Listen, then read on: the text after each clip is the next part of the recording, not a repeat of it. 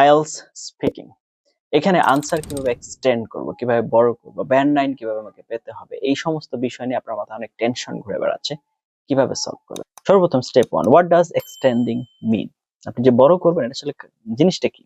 দেখুন, extending an answer means, যেটা বোঝায় not stopping after one sentence, মানে এক সেন্টেন্সে আনসার শেষ করা যাবে না। Instead adding extra details to show your fluency, grammar and vocabulary. এই জিনিসগুলো প্রমাণ করার জন্য আপনাকে কিছু এক্সট্রা ডিটেলস অ্যাড করতে হবে। একটা এক্সাম্পল দেখি।